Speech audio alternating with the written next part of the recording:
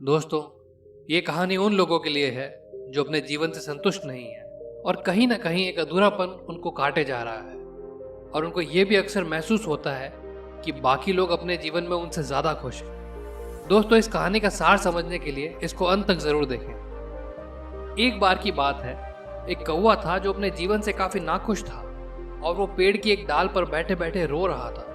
तभी पेड़ के नीचे एक बौद्ध भिक्षु बैठे हुए ध्यान कर रहा था और कौवे के आंसू उस भिक्षु के मुंह पर गिरे।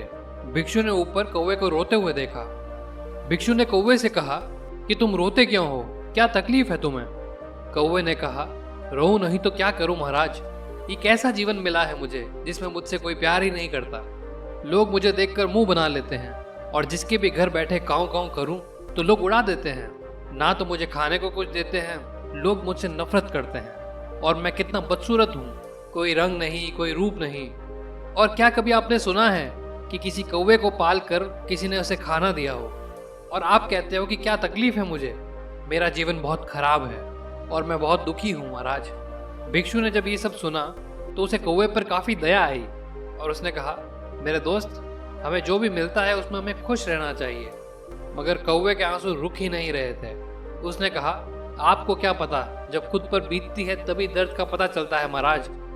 भिक्षु ने दया के भाव से कहा, चलो ठीक है, तुम दुखी ना हो। तुम्हें अगर दोबारा मौका मिले तो तुम कौन सा पक्षी बनना चाहते हो? मैं मंत्र फूंक कर तुम्हें वैसा रूप दे दूंगा।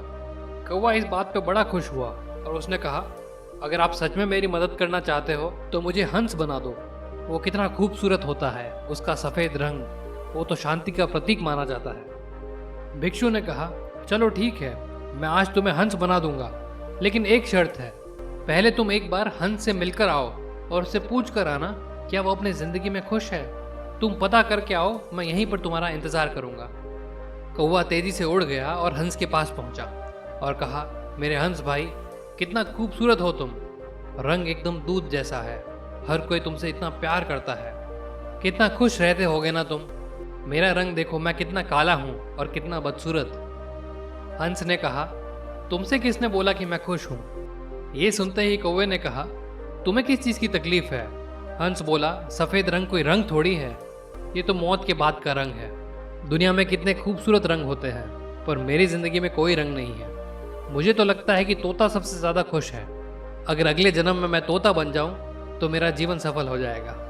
यह सुनकर कौवा थोड़ा आश्चर्यचकित हो गया और काफ़ी सोच में पड़ गया। फिर वो भिक्षु के पास वापस पहुंचकर उनसे अनुरोध करता है कि आप मुझे तोता बना दो। भिक्षु मुस्कुराते हुए पूछने लगे कि क्या तुम तोते से मिलकर आए? कौवा उनकी बात समझ गया और उड़कर तोते को ढूंढने लगा। जब तोता मिला तो उसने उससे पूछा, मिट्टू भाई, तुम्हारी ज़िंदगी कितनी रंगदार और खूबसूरत है, बहुत खुश होगे ना तुम अपने जीवन में। तुम्हें तो लोग पालते हैं, अच्छी अच्छी सब्जियां खिलाते हैं, बादाम खिलाते हैं। यह सुनकर तोता बड़े उदासी के साथ बोला, लोग तोते को सबसे पहले पिंजरे में डालना चाहते हैं। बड़ा दुख होता है यह देखकर। मुझे हमेशा यही डर सताता रहता है कि कोई मुझे पिंजरे में बंद ना कर दे। फिर तोते ने कहा, सबसे ज़्यादा खुश तो मोर है, मुझसे भी ज़्यादा रंगों से भरा है और ज़्यादा खूबसूरत भी। मैं तो उसके सामने कुछ भी नहीं। ये सुनते ही कौवे को लगा, मैं भिक्षु को बोल दूंगा कि आप मुझे मोर बना दो। लेकिन उसने सोचा कि भिक्षु के पास जाने से पहले एक बार मोर से मिलाता हूँ। वो मोर को ढूंढते हुए एक चिड़ियाघर में पहुँचा जहाँ मोर नाच रहा था और लोग उसको देखने के लिए इकट्ठे हो रखे थे, अपने फ़ोन से उसकी तस्वीरें ले रहे थे। कौवा उसके पास पहुँच गया और उसने मिलते ही कहा, मोर भाई, तुम्हारी किस्मत कितनी अच्छी है कि तुम्हें भगवान ने मोर बनाया। तुम कितने खूबसूरत हो, मुझे तो लोग देखते ही उड़ा देते हैं। मोर ने उदासी भरे स्वर में कहा, हाँ, मुझे लगता था कि मैं सबसे सुंदर हूँ, लेकिन उसी की वजह से आज मैं चिड़ियाघर में कैद हूँ। जब लोग अपना घर सजाने के लिए मेरे पंख निकालते हैं तो मुझे बड़ा दर्द होता है। मोर ने गहरी सांस भरते हुए कहा, मैं अपने जीवन से खुश नहीं हूँ मेरे दोस्त। कौवे ने यह सुनते हुए मोर से पूछा, तुम्हें क्या लगता है कौन सा पक्षी इस धरती पर सबसे ज़्यादा खुश होगा? मोर ने कहा, मैंने दुनिया देखी है और मेरा अनुभव यह कहता है कि तुम इकलौते ऐसे पक्षी हो जिसको कभी पिंजरे में नहीं रखा जाता। ना ही लोग तुम्हें पकड़ने की कोशिश करते हैं, क्योंकि लोग तुम्हें खाना भी पसंद नहीं करते और ना तुम्हें परेशान करते हैं। तुम्हें अपने हाल पर ही छोड़ देते हैं लोग। इसलिए मैं पिछले कुछ समय से सोच रहा हूँ कि अगर मैं एक कौवा होता तो मैं आज़ादी से उड़ता और हमेशा खुश रहता। मुझे तो लगता है तुम्हारा जीवन कितना अच्छा है। ये सुनते ही कौवा वहां से उड़ गया और पहली बार उसे अपने कौवे होने पर खुशी हो रही थी। कौवा सीधा भिक्षु के पास पहुंचा और उसने कहा, हे भिक्षु, मैं कुछ और नहीं बनना चाहता, मैं अपने जीवन में खुश हूँ।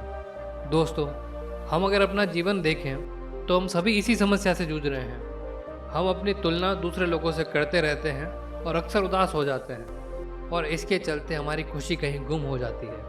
कहते हैं तुम्हारे जैसा इंसान भगवान ने कोई दूसरा नहीं बनाया। हम सब अपने आप में कुछ खास हैं। आप जो भी हैं, जैसे भी हैं, जिस भी अवस्था में हैं, आपके पास जो है उसके लिए खुश होना चाहिए, ना कि उस चीज़ के लिए दुखी हों जो बाकियों के पास है और हमारे पास नहीं। क्योंकि हमेशा इस जीवन की दौड़ में हम कहीं भी पहुंच जाएं, हमसे आगे कोई तो होगा ही।